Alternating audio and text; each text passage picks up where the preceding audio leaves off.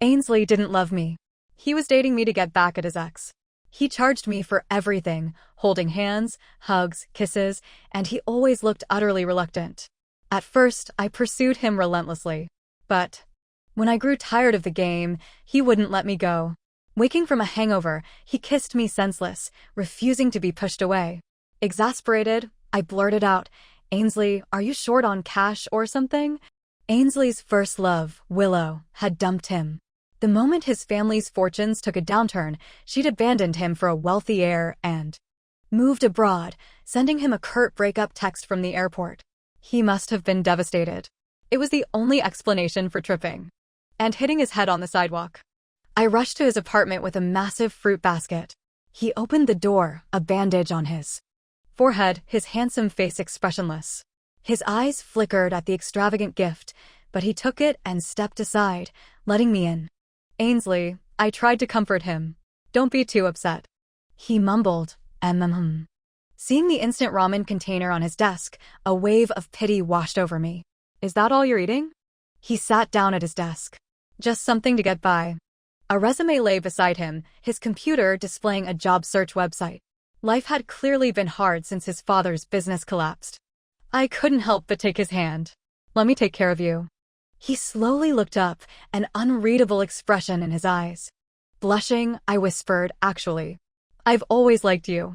He raised an eyebrow, not immediately replying. I gazed at him expectantly. "Coralia," he said, my name a chilling omen on his lips. Just then, his phone chimed with a debt collection notice. An idea sparked.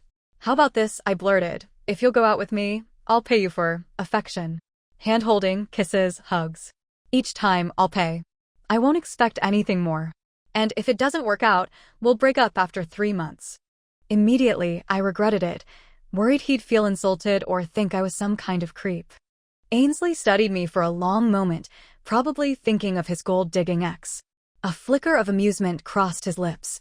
Then, to my astonishment, he agreed. I couldn't sleep that night. I was so excited, I even managed to annoy my cat with excessive petting. Finally, I had a legitimate reason to be close to him, a dream I'd harbored throughout my teenage years.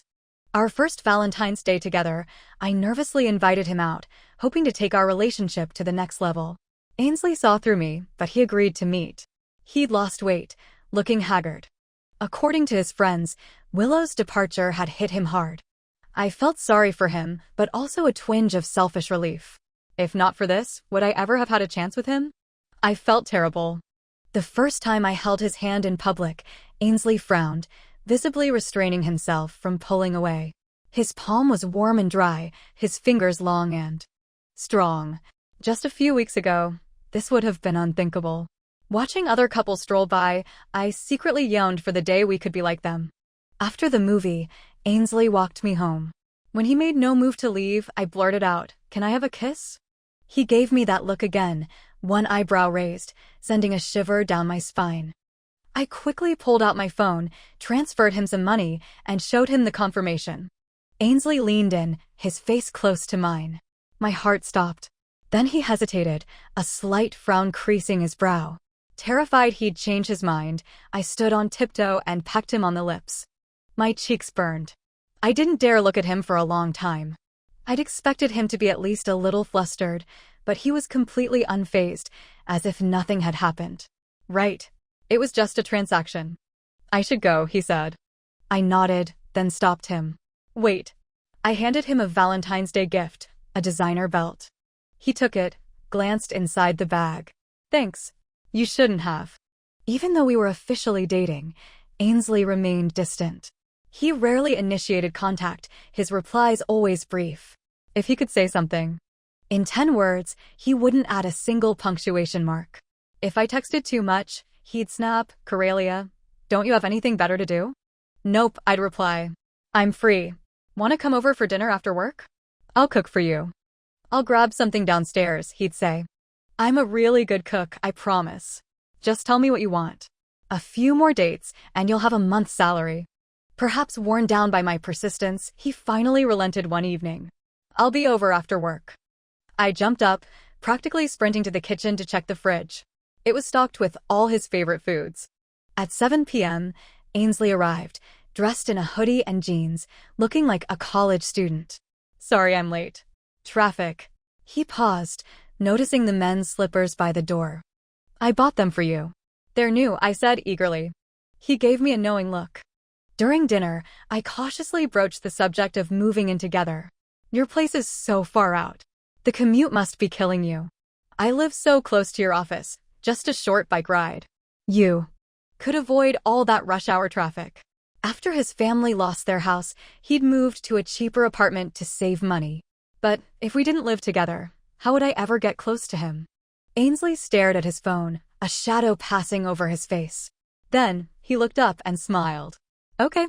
I gaped at him, stunned. I hadn't expected him to agree so easily. After dinner, I opened my phone and saw Willow's latest social media post. It was a picture of her wealthy boyfriend asleep, bathed in morning light, caption "Sleepyhead." That weekend, Ainsley moved in. His belongings were minimal, a backpack and a suitcase. But it didn't matter. I had everything else.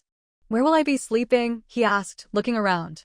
"The spare room's a bit cluttered," I said, gesturing towards my own neatly arranged bedroom. "My bed is pretty big. Big enough for both of us." Ainsley just stared at me. Defeated, I grabbed the key to the spare room and carried his suitcase inside. "I wished I lived in a studio apartment." "Cluttered?" he asked, a hint of amusement in his voice. I gave him my most pathetic look. He didn't press the issue and started unpacking. Seeing Ainsley in my apartment, my boyfriend, felt surreal.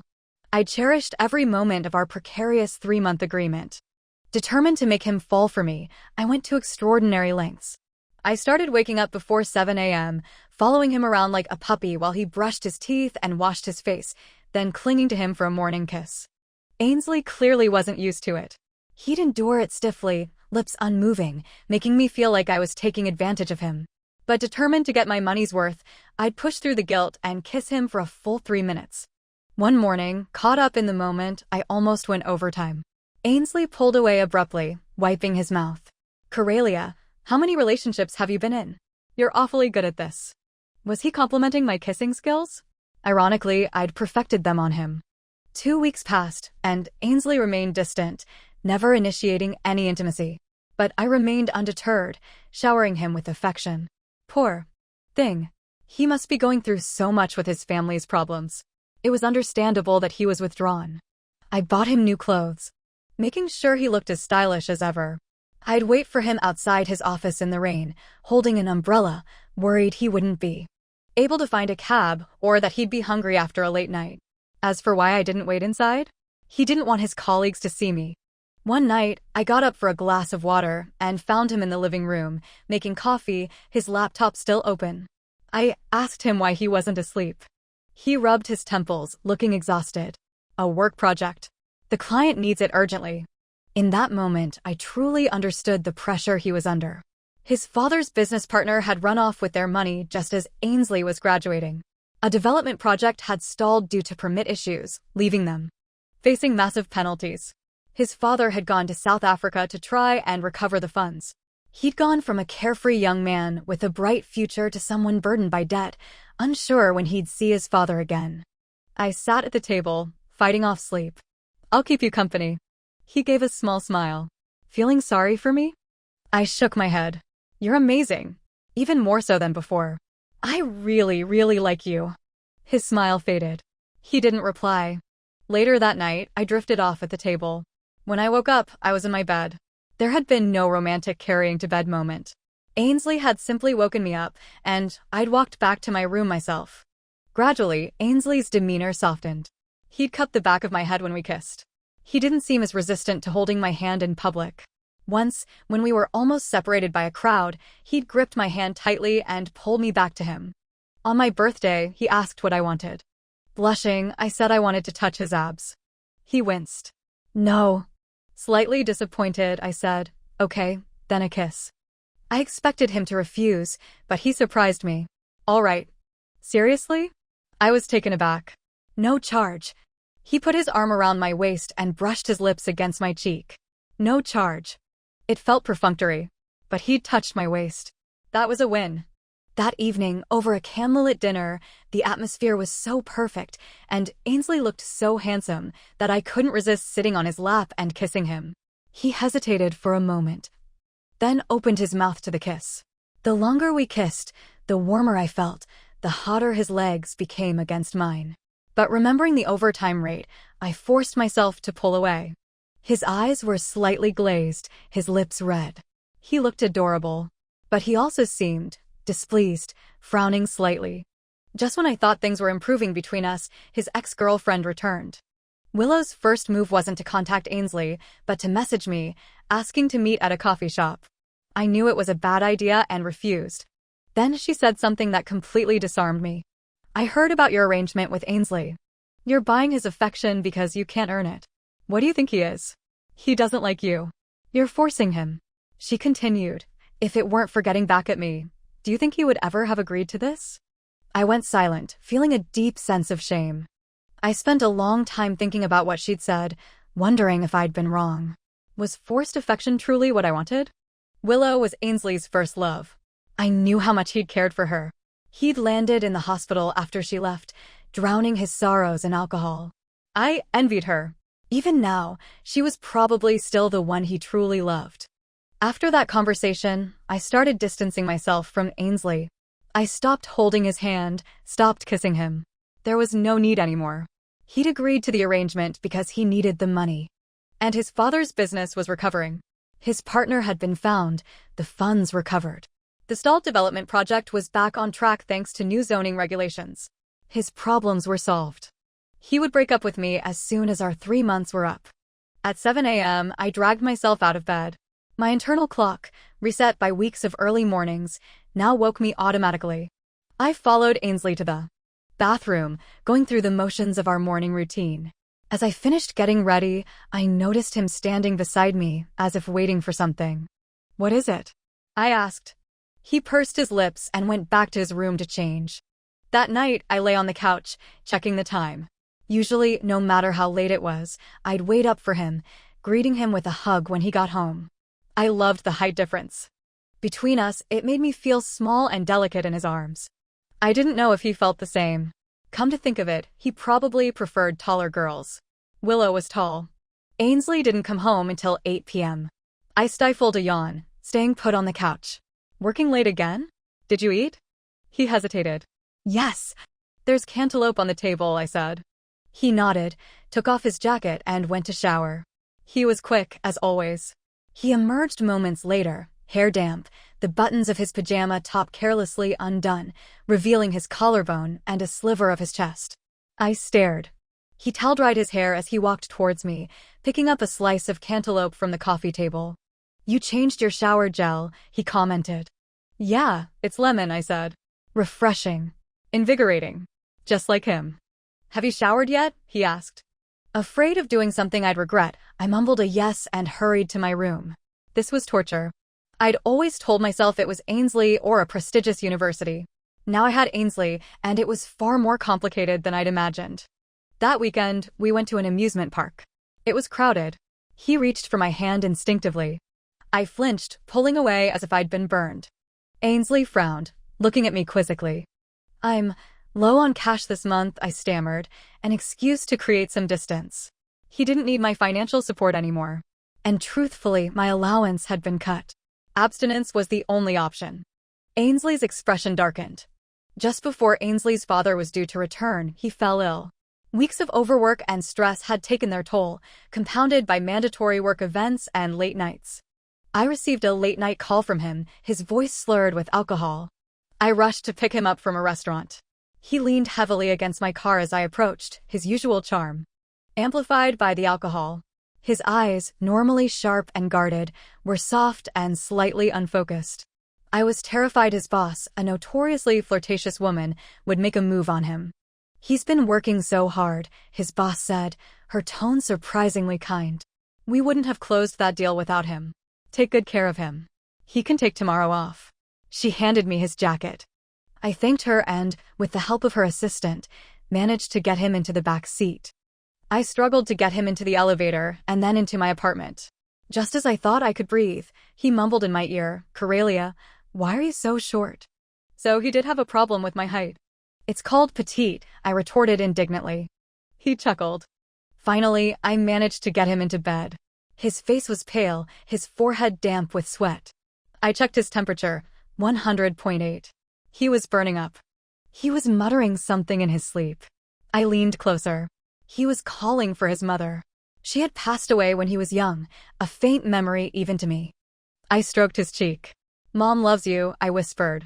I spent the rest of the night playing the role of devoted caregiver, administering medicine, wiping his face, and changing his clothes. He woke up several times needing the bathroom, refusing to let me help. I stood outside the door, ears covered, praying he wouldn't fall. Thankfully, youth was on his side. By morning, he was much better. Ainsley was meticulous about his appearance. As soon as he had the strength, he showered. I made him some porridge, planning to collapse into bed as soon as he'd eaten. "I used a different toothpaste today," he said. "Oh!" He touched my head, then leaned down and kissed me softly. "Grapefruit. Sweet." It took me a few seconds, but then it clicked. "Ainsley," I asked, "are you short on cash or something?"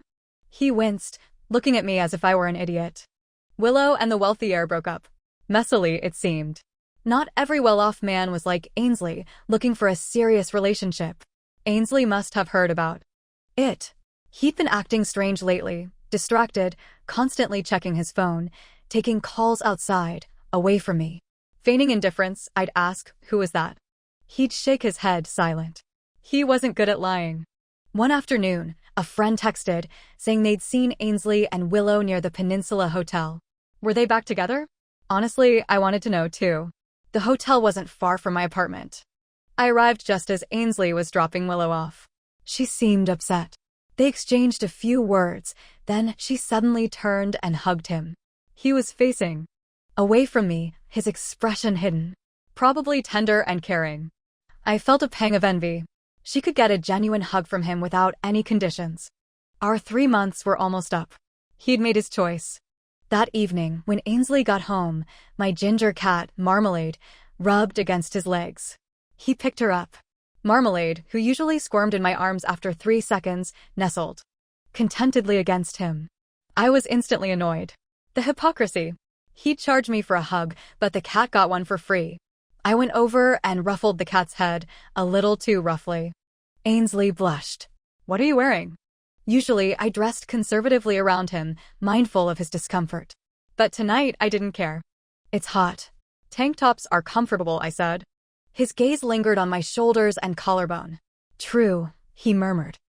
"I'll wear them every day then," I declared, just to see his reaction. He smiled. "Okay." That night, I couldn't sleep. I scrolled through Willow's social media. Her early posts had been typical, everyday complaints, the musings of a young woman. After she started dating the heir, they'd become a constant stream of luxury goods and romantic selfies. I hadn't checked her profile in a while. Now, all her old posts were gone. The latest one displayed 2 screenshots of text messages, 2 years apart. One was from college, "You'll always be there for me, right?" Ainsley's reply, "I will." The other was from 2 days ago, "Are you still waiting for me?" Ainsley, "Yes." I stared at that yes, my phone clutched in my hand, my breath catching in my throat. He'd never gotten over her. The next morning, at breakfast, I decided to beat him to it. "We should break up," I said. Ainsley froze, his hand hovering over his sandwich, his jaw tight. He looked up, his eyes startlingly cold. "Why?" I hadn't expected him to ask. I fumbled for an answer. "I'm over it. And our 3 months are almost up. It's not working." He didn't say another word. He didn't even eat his sandwich. I ended up eating both. Night fell, and Ainsley didn't come home. I figured he wouldn't. I texted my best friend, lamenting my broken heart. She immediately suggested a night out, promising to find me a new, handsome distraction. Eager to escape the memories clinging to my apartment, I put on a daring outfit and applied heavy makeup, hoping to be visible under the club's strobe lights. 2 drinks in, I was finally starting to feel something when my friend passed out. I had a server help me get her into a private room. On the way to the restroom, I ran into Ainsley and some of his colleagues. He narrowed his eyes when he saw me. I pretended not to know him, hoping to slip past unnoticed. He'd made it clear he didn't want his colleagues to know about us. But Ainsley blocked my path. What are you doing here? He demanded. Can't I come here if you can? I retorted, annoyed. Just then, my friend stumbled out of the private room, draping an arm around my shoulders. Babe, where'd you go? She slurred, her eyes barely open. I cringed. She patted my bare shoulder. Why are you dressed like this? Here, take my jacket. My friend was gay, a tall, handsome guy who could easily be mistaken for my boyfriend. Ainsley's face darkened. He punched him. My friend crumpled to the floor, clutching his face, tears welling up. Ow! Why'd you do that? He wailed. I rushed to his side, helping him up. Ainsley, are you crazy? Ainsley took a menacing step toward us. My friend cowered behind me. Ainsley glared at me, his voice laced with something that sounded suspiciously like hurt. You're protecting him? I frowned. He's my friend. Of course, I'm protecting him. One of Ainsley's colleagues scoffed. Some friend. More important than her boyfriend, apparently. I ignored him, pulling my friend towards the exit. Pack your things tomorrow, I told Ainsley. The next morning, Ainsley came over. He scanned the apartment, then subtly relaxed. He's my best friend, I explained. And he's gay. He has a boyfriend. I wasn't going to be like him, keeping secrets and playing games. Ainsley's expression softened. He looked down, silent for a moment. I'm sorry. I remained impassive. You don't have much stuff. You should be able to pack it all up this morning.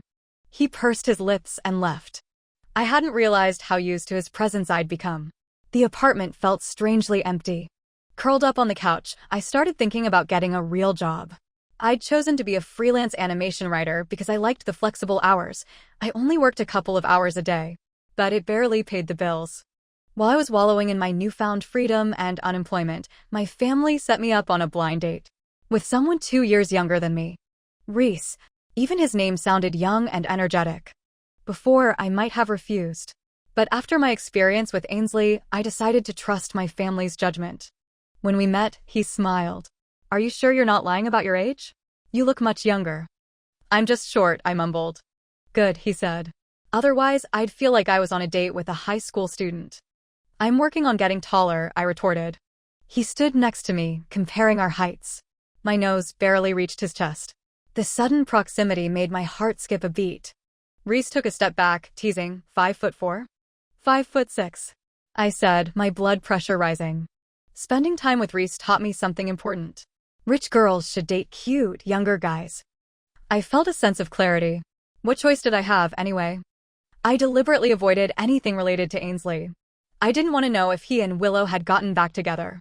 If my friends mentioned them, I changed the subject. Gradually, they got the hint. But the city was small. One day, while grocery shopping with Reese, I ran into Ainsley. He was browsing the shelves.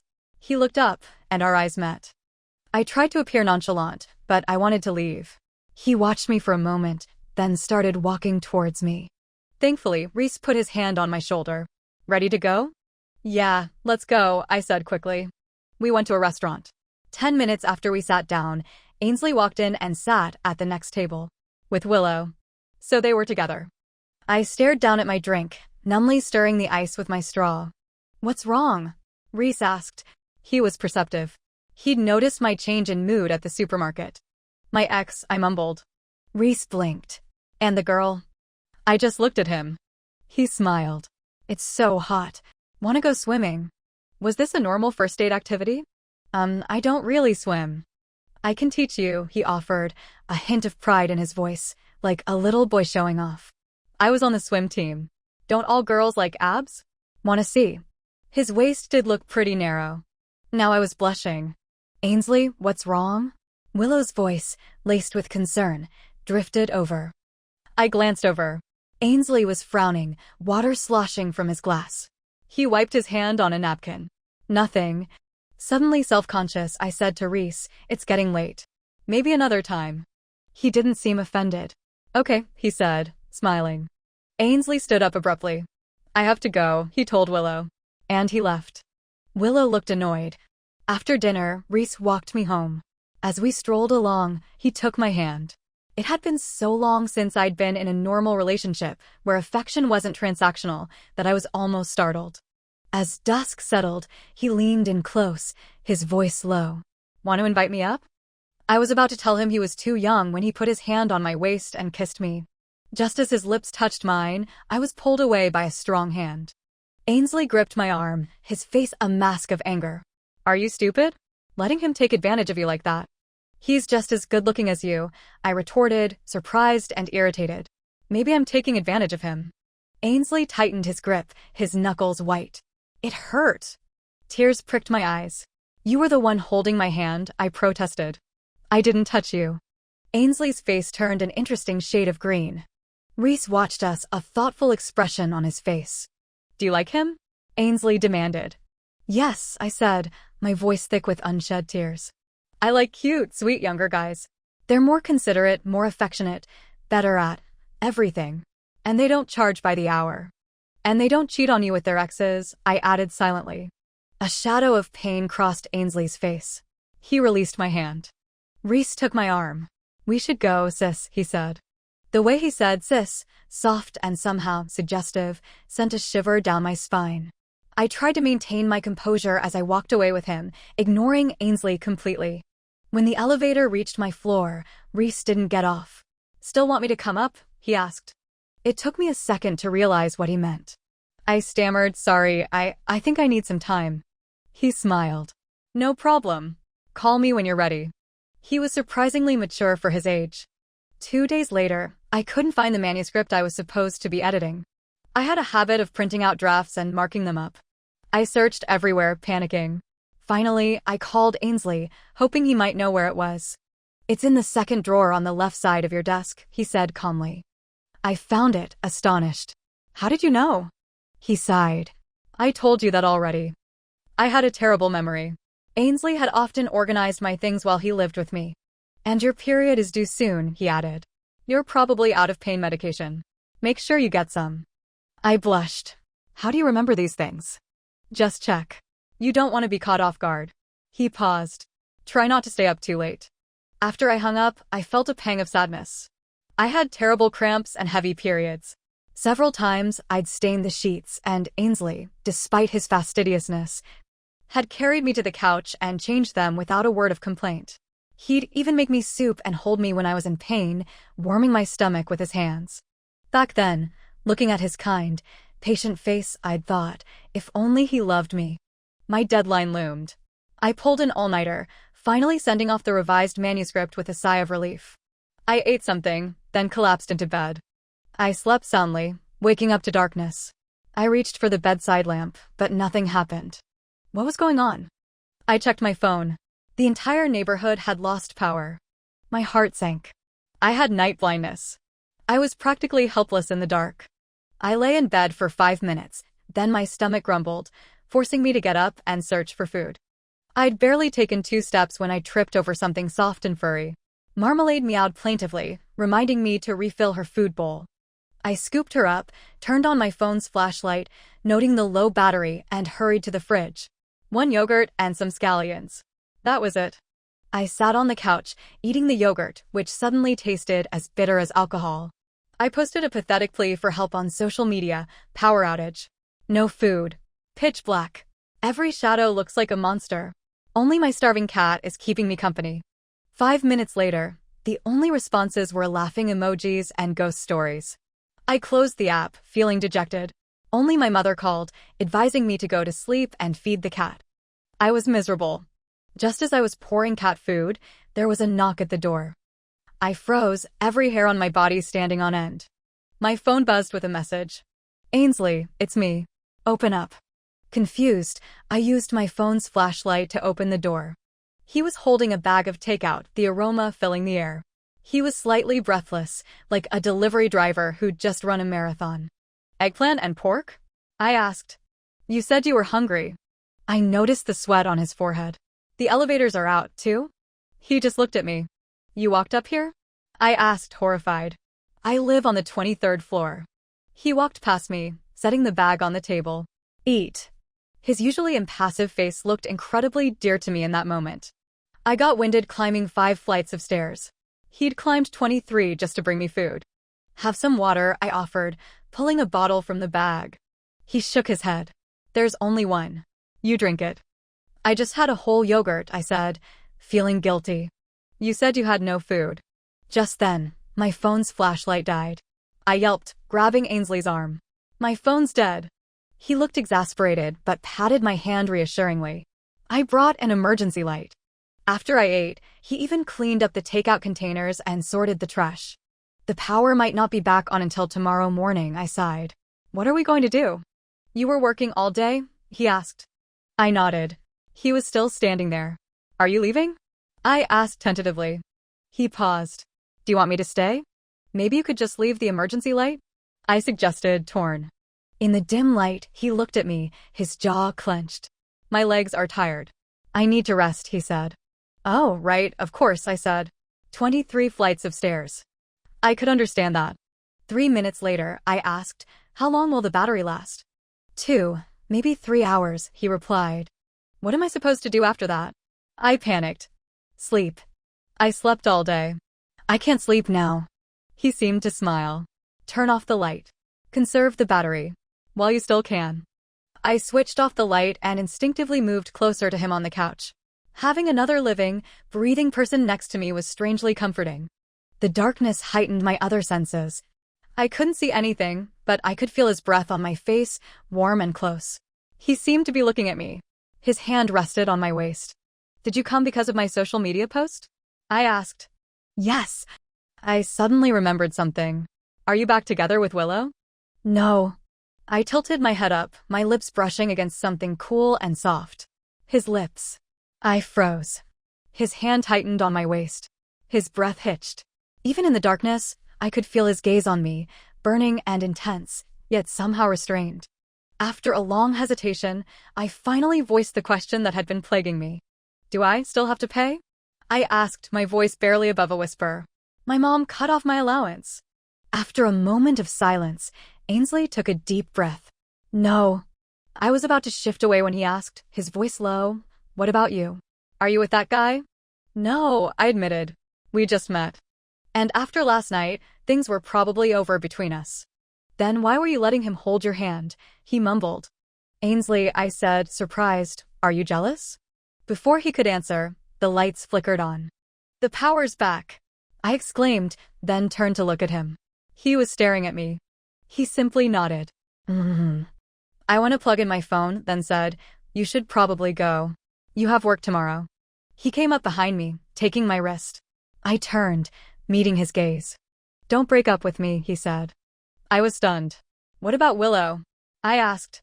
Don't you still have feelings for her? I tried so hard to make him love me, but Willow's presence had made it all feel pointless. He frowned. Who told you I still have feelings for her? You were devastated after she left. You were constantly texting her, calling her behind my back. Ainsley thought for a moment, then sighed. Around that time, there were some issues with a client contract. They tried to increase the price at the last minute. I suspected a competitor was involved. I was trying to negotiate a solution. I wasn't texting her or calling her, he continued. I didn't tell you because I didn't want you to worry. I didn't realize it would make you misunderstand. But I saw you with her. You took her to the hotel. You hugged. Now that I knew the truth, I felt a wave of. Ainsley paused. Tell me everything you misunderstood. I'll explain it all. I turned on my phone and showed him Willow's social media post. He stared at the screenshots, his jaw tightening. You broke up with me because of this? I nodded. I don't know about the first screenshot, he said. I don't remember making that promise. As for the second one. He pulled out his phone and showed me his text exchange with Willow. She'd been assaulted by her boyfriend and had begged Ainsley for help. He'd agreed to get her out of there and had booked her a hotel room. The conversation was brief. Ainsley's responses curt. Willow, panicked and unsure if he was still coming, had texted, "Are you still waiting for me?" Ainsley had replied, "Yes." I hadn't ruled out that possibility entirely, but combined with the other screenshot and the events that followed, I'd lost all hope. I'd been so sure that Willow meant more to him than I did. The date you saw was me helping her get away from her ex. We grabbed something to eat. Ainsley said. She asked me to get back together. I refused. I dropped her off at the hotel and left. She hugged me. I didn't react quickly enough.